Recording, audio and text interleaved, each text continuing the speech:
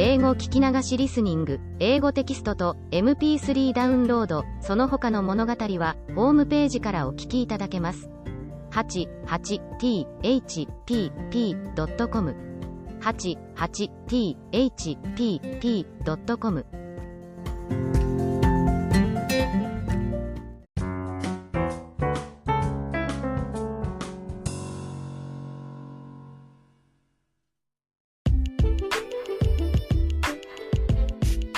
After the incident of table manners, I had closed a business of being a class clown at school. I had stopped making others laugh and hadn't accommodated their requests for jokes anymore. It yielded an immediate effect. I used to be the center of a circle of students, but they were dispersed from me at an amazing speed. It was in my senior year and the class was divided according to the course the students had taken. In the group of my close friends, I was the only one who took the science and mathematics course while the others took the humanities, which led me separated from them in the homeroom class.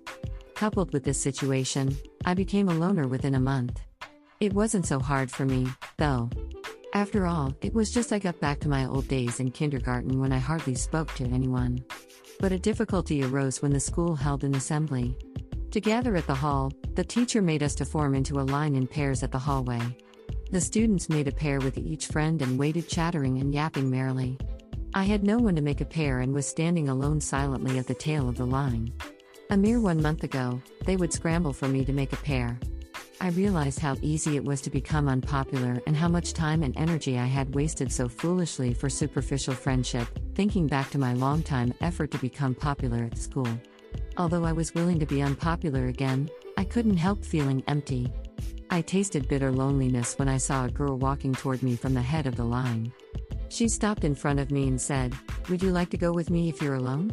She was the smartest girl at school who was somewhat shunned by other students because she was too earnest.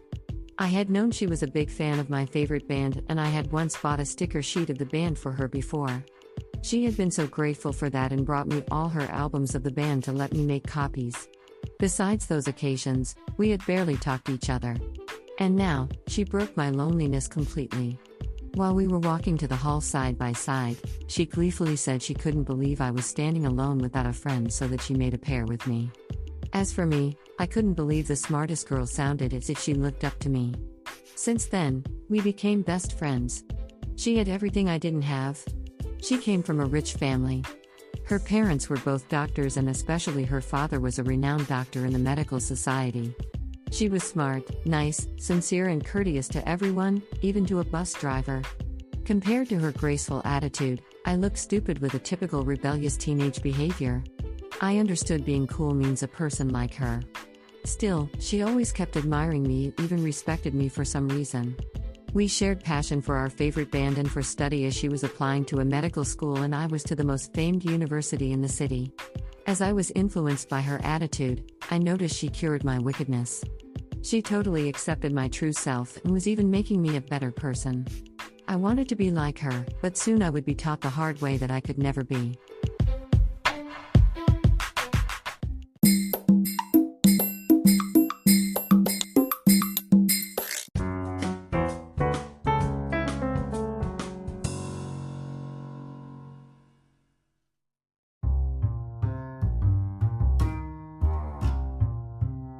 A month has passed since I moved in my new apartment. Although I've been vigorously unpacking, cardboard boxes have still occupied more than half the living room.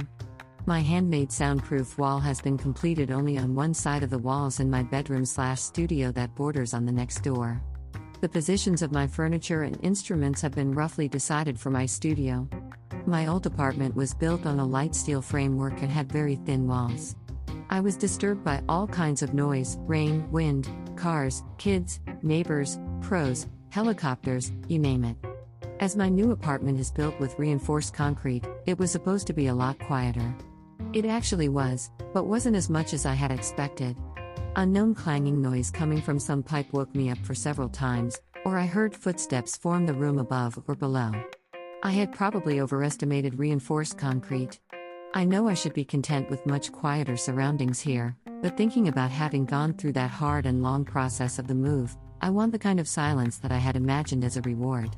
I've been telling myself that it may get better when the whole soundproofing is done. Also, I shouldn't forget that there's no such thing as 100% satisfaction in this world after all.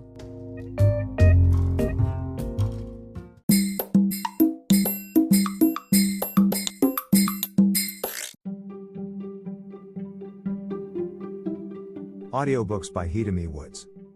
First audiobook, Japanese Dream by Hidemi Woods on sale at online stores or apps. Second audiobook, My Social Distancing and Naked Spa in Japan by Hidemi Woods on sale at online stores or apps. Apple Books, Audible, Google Play, Nook Audiobooks, 43 available distributors in total.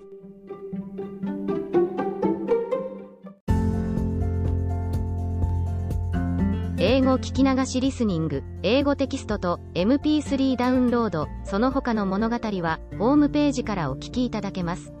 88thpp.com 88thpp.com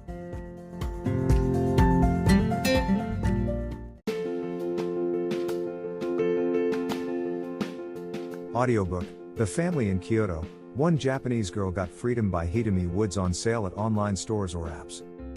Apple Books, Google Play, Audible, 43 available distributors in total.